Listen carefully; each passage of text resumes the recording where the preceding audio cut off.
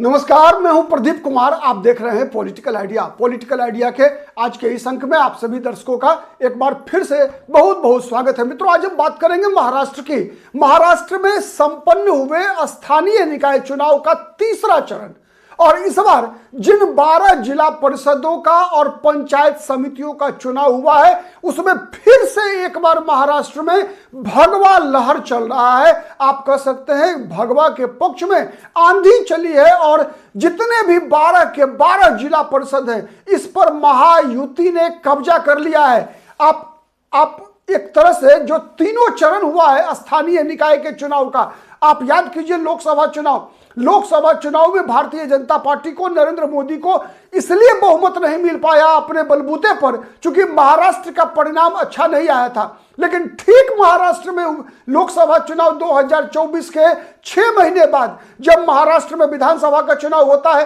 एकनाथ शिंदे मुख्यमंत्री रहते हैं और महायुति भारतीय जनता पार्टी, शिवसेना, एकनाथ शिंदे और एनसीपी का टूटा हुआ फैक्शन अजीत पवार गुट, ये तीनों मिलकर जब विधानसभा का चुनाव लड़ते हैं मित्रों, तो महाराष्ट्र में हड़कंप मच जाता है और हड़कंप ऐसा मचता है कि महाराष्ट्र में भारतीय जनता पार्टी 90% सीटें जीतती है। जो सीटें बीजेपी लड़ती है विधानसभा चुनाव में उसमें 90% जीतती है और भारी बहुमत से, 2/3 से भी अधिक बहुमत से महाराष्ट्र में एक बार फिर सरकार बनती है और देवेंद्र फडणवीस मुख्यमंत्री बनते हैं। उसी दिन महाराष्ट्र में इस बात का तो एहसास लोगों को हो गया था कि आने वाले दिनों में देवेंद्र फडणवीस एक बड़े चाणक्य के रूप में महाराष्ट्र में इसका उदय हो चुका है। चूंकि लोकसभा के चुनाव के पराजय के बाद, लोकसभा चुनाव में पराजय के बाद एक बार फिर से जिस प्रकार से भारतीय जनता पार्टी अपने बलबूते पर खड़ा हुई और खड़ी ही नहीं हुई बल्कि जो चुनाव लड़ा गया था एकनाथ शिंदे के नेतृत्व में, एकनाथ शिंदे मुख्यमंत्री थे, लेकिन भारतीय जनता पार्टी ने चुनाव परिणाम आने के बाद आपको अंदाजा नहीं होगा मित्रों कि 149 विधानसभा सीट पर बीजेपी के उम्मीदवार थे और 149 में अकेले बीजेपी 132 विधानसभा सीटों में चुनाव जीतने में कामयाब हुई थी। और उसके बाद जब 2025 में स्थानीय निकाय के चुनाव होने शुरू हुए, तीसरा चरण का परिणाम कल निकल कर आया 12 जिला परिषद का और पंचायत समितियों का। इन 12 जिला परिषद और पंचायत समिति का जो मित्रों चुनाव का परिणाम निकल कर आया है, आप विश्वास नहीं करेंगे कि 731 मतलब 731 निकायों के लिए चुनाव हुआ और 731 निकायों के चुनाव में महायुति को 552 सीटों पर जीत मिली है। 552 और इन 552 में भारतीय जनता पार्टी को 225।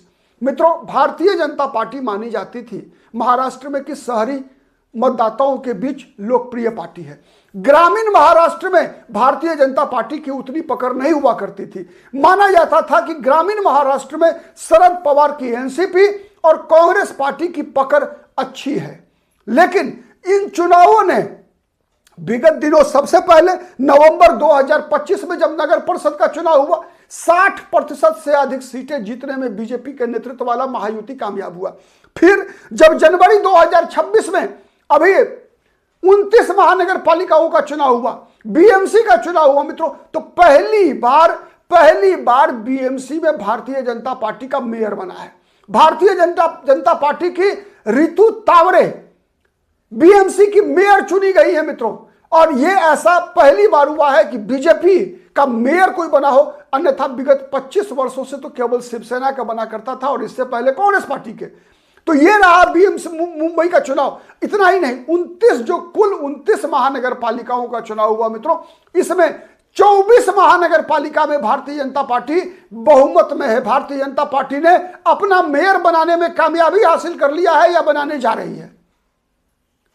अब आप अनुमान लगा सकते हैं कि केवल महानगर पालिका नहीं, मतलब महानगर पालिका मतलब शहरी निकाय, शहरों की, म्युनिसिपल कॉरपोरेशंस की।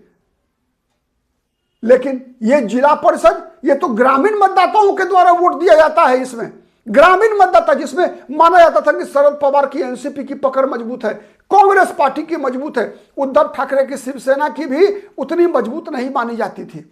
शिवसेना भी उतनी मजबूत नहीं मानी जाती थी मित्रों।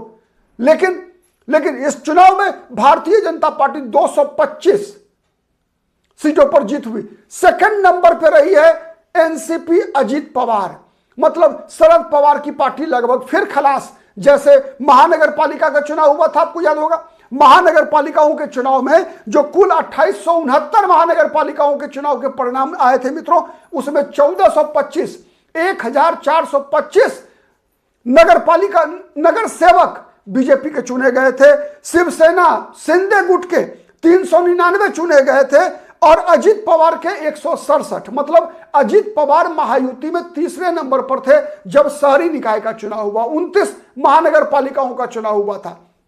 लेकिन जब ग्रामीण क्षेत्र में चुनाव होता है तो ग्रामीण क्षेत्र के चुनाव में शिवसेना की तुलना में, एकनाथ शिंदे की जो शिवसेना है उसकी तुलना में अजीत पवार वाली एनसीपी को ज्यादा समर्थन मिला। वैसे भी अजीत पवार के प्रति थोड़ी सी सहानुभूति की लहर देखी गई और पूना जिला परिषद का चुनाव का परिणाम इस बात का प्रत्यक्ष गवाह है मित्रों। तो बीजेपी को 225 सीटें मिली और एनसीपी अजीत पवार गुट को 165 सीटों पर जीत हासिल हुई।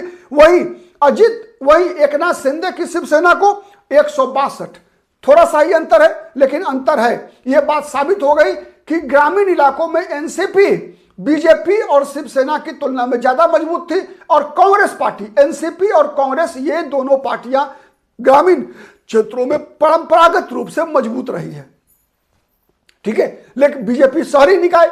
लेकिन अब जिस प्रकार का परिणाम आया है मित्रों, उसका क्या आने वाले दिन में असर पड़ेगा, आप भी कमेंट करके बताइएगा। और उससे पहले मैं बताऊं आपको, इस पर थोड़ा और हम आपसे बातचीत करें, उससे पहले बताएं मित्रों कि आप जानिए कि महाविकास अघाड़ी का परिणाम कितना बुरा परिणाम हुआ है। किस प्रकार से महाविकास अघाड़ी का महाराष्ट्र के फिर से जिला परिषद, महानगर पालिका में भी सफाया हो गया था। महानगर पालिका में मैंने बताया था मित्रों कि कांग्रेस सबसे बड़ी पार्टी बनकर उभरी थी। इस बार भी महानगर पालिका चुनाव में कांग्रेस को 324 सीटों पर जीत मिली थी।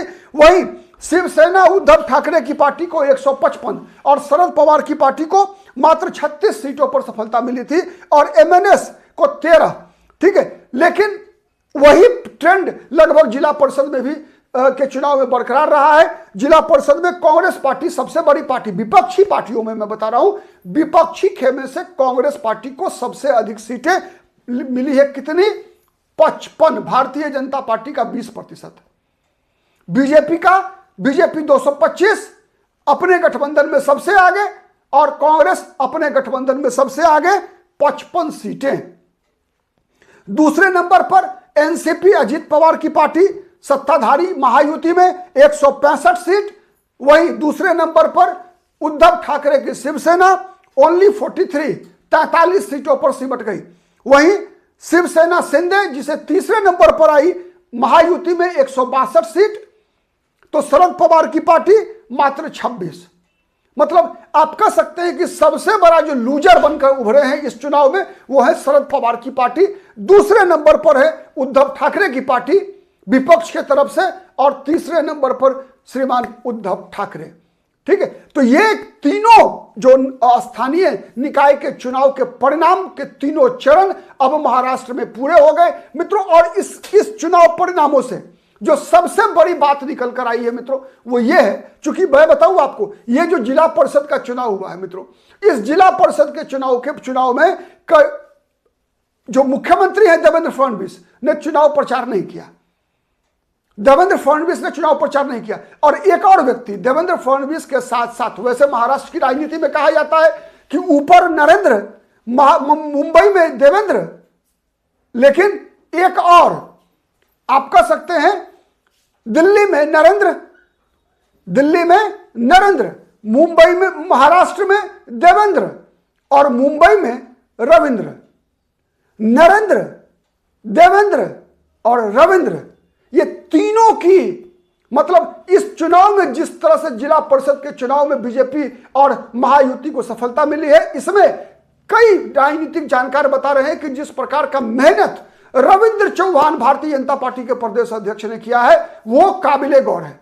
वो एक बात की तरफ इशारा कर रहा है कि भारतीय जनता पार्टी को एक और महाराष्ट्र की राजनीति में देवेंद्र फडणवीस के साथ साथ एक और चाणक्य मिला है और वो चेहरा है रविंद्र चौहान।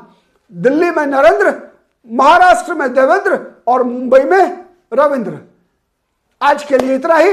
आपको हमारा वीडियो कैसा लगता है कमेंट करके जरूर बताइएगा। और अब तक मित्रों यदि पॉलिटिकल आइडिया को सब्सक्राइब नहीं किया है तो प्लीज सब्सक्राइब कर लीजिए। आज के लिए इतना ही। बहुत बहुत धन्यवाद।